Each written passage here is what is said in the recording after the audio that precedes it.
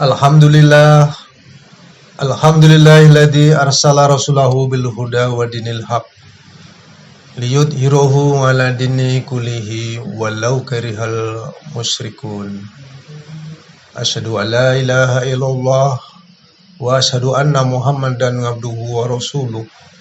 Allahumma sholli wa sallim wa barik ala sayyidina Muhammad wa ala ali sayyidina Muhammad la nabiyya ba'da. Assalamualaikum warahmatullahi ta'ala wabarakatuh. Yang dimuliakan saudara-saudaraku, mari kita panjatkan puji syukur kehadirat Allah Subhanahu wa ta'ala. Dengan anugerahnya, maka pada kesempatan ini kita dapat bertemu kembali. Selawat dan salam kehadapan ikutan kita Muhammad Rasulullah Sallallahu Alaihi Wasallam yang telah mengeluarkan umatnya daripada kegelapan kepada terang benderang. Sejalan dengan rasa syukur tersebut, pada kesempatan ini izinkanlah saya bercerita bagaimana hal ihwal tentang kehidupan alam semesta ini di episode yang telah lalu. Telah pun saya ceritakan dari ciptaan awal Allah Subhanahu wa ta'ala langsung menciptakan 4 pasal yang sudah kita sebutkan bersama.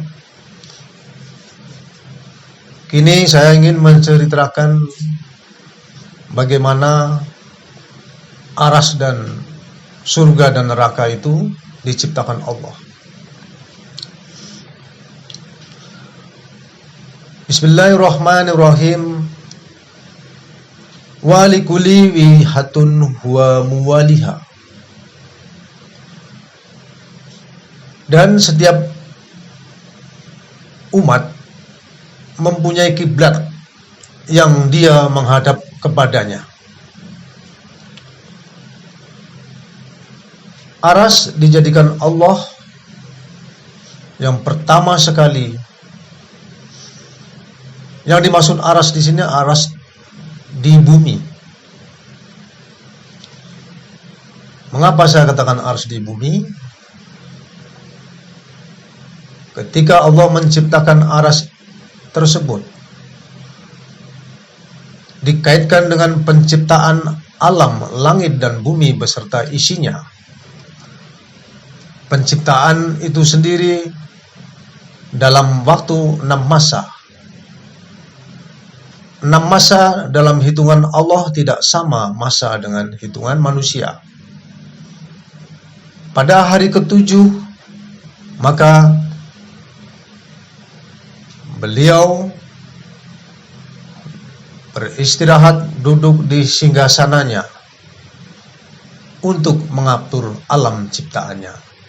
Ini terbukti bahwasanya aras itu adalah memang tempat beliau, tempat Tuhan, tempat Rabbi untuk mengatur alam ciptaannya.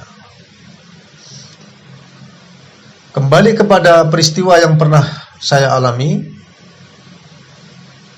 bahwa pertama sekali saya diperlihatkan ketika masuk ke dalam alam malakut, maka Allah memperlihatkan kepada saya. Yang diperlihatkan pertama sekali adalah bumi Allah.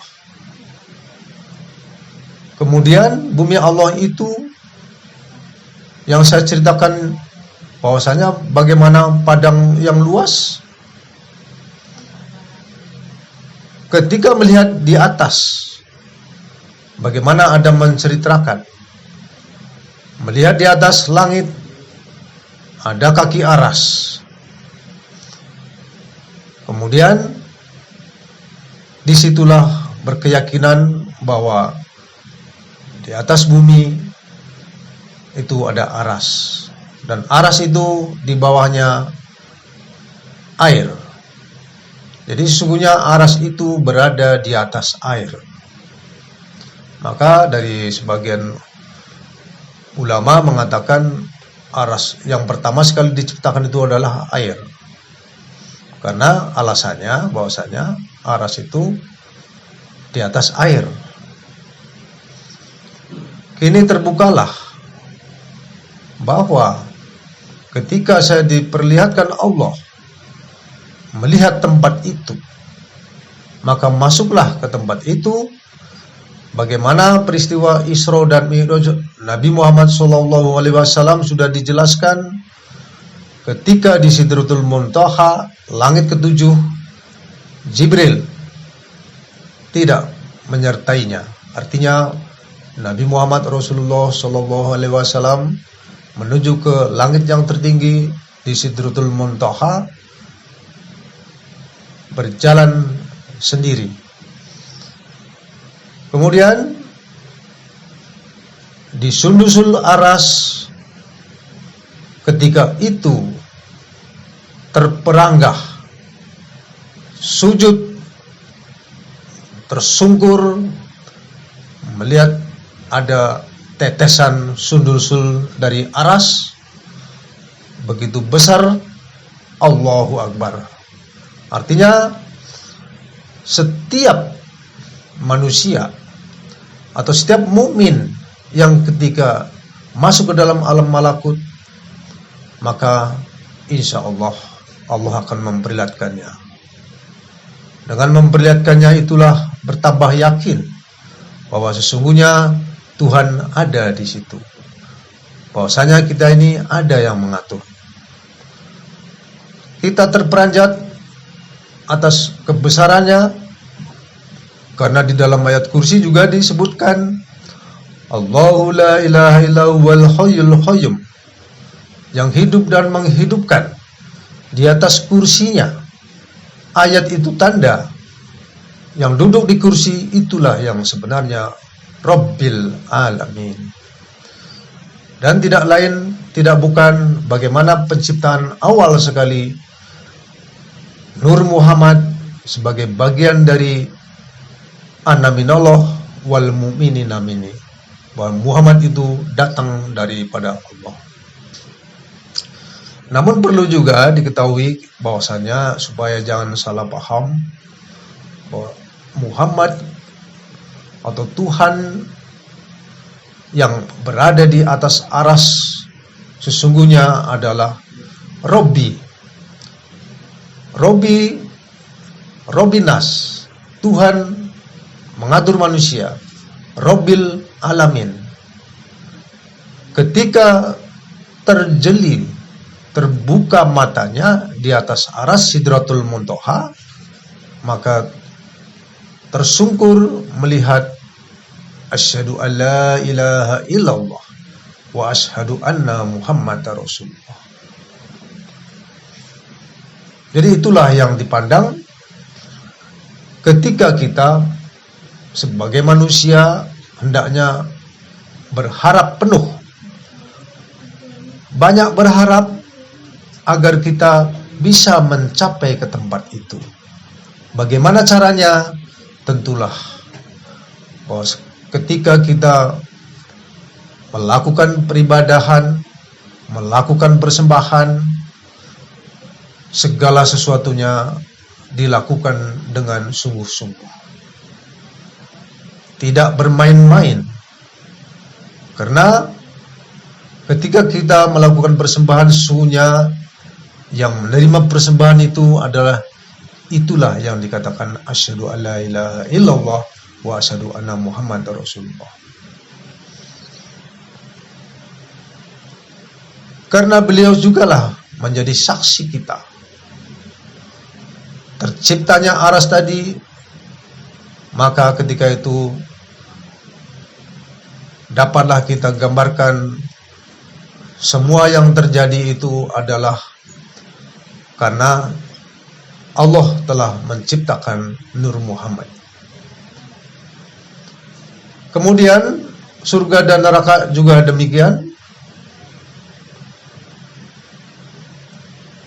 Sesekali pernah saya melakukan khalwat, atau dalam bahasa tarikohnya itu beruzlah, Namun di dalam bulan Ramadan, ketika malam nuzulul Quran, di malam ke-17,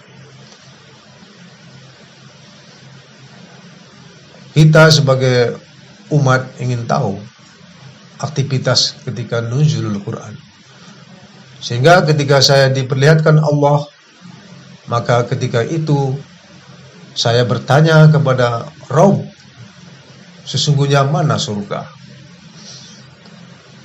Digambarkan di situ bahwasanya surga tidak dapat kita ceritakan. Maksudnya ketika kita merasakan makan nasi, makan sate, mungkin bisa kita dapat ceritakan.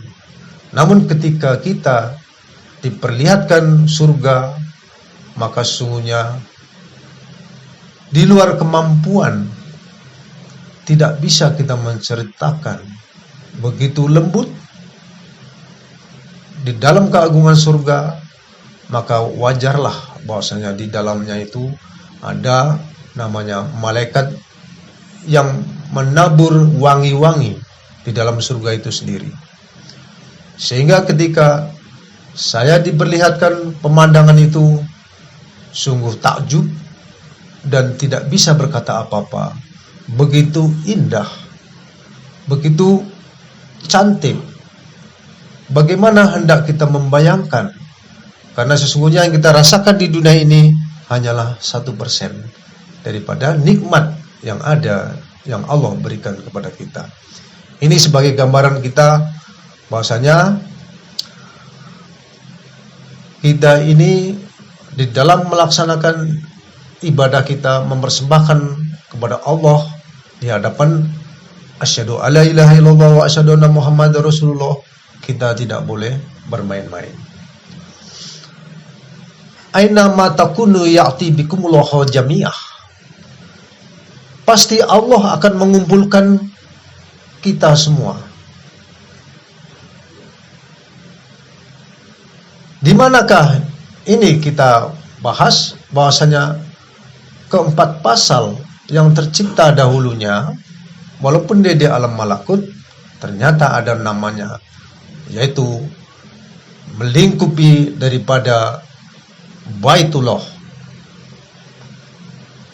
Jadi Baitullah itulah sebenarnya yang ada pertama sekali diciptakan, yang keempat pasal, bumi Allah, kemudian mukmin, aras, kemudian surga dan neraka. Disitulah Allah menciptakan Baitullah namanya. Kita harus tahu di manakah kita dikumpulkan. Kita selama ini mengenal adanya inna lillahi wa inna ilaihi raji'un. Masya Allah. Bila kita tahu kejadian alam semesta ini, sesungguhnya inna lillahi wa inna ilaihi raji'un itu adalah kembalinya ke Baitullah. Dan mudah-mudahan nanti kita dapat bertemu kembali di dalam menceritakan, karena kita sudah jelas bahwa keadaan atau situasi posisi antara bumi Allah, aras, kemudian surga neraka dan mukmin itu termaktub di dalam Baitullah. Saudara-saudaraku, mungkin sudah tahu bahwasanya Baitullah ini ketika Nabi Ibrahim digambarkan yaitu berupa Ka'bah. Dan kita akan melanjutkan cerita ini karena ini adalah cerita yang bahwa semuanya adalah merupakan pengalaman pribadi, dan barangkali seandainya nanti sudah saya ceritakan kepada saudara-saudara semua, maka hendaknya dapat bermanfaat. Mungkin itu saja kesempatan ini yang dapat saya sampaikan. Wabillahi taufiq wal hidayah. Assalamualaikum warahmatullahi wabarakatuh.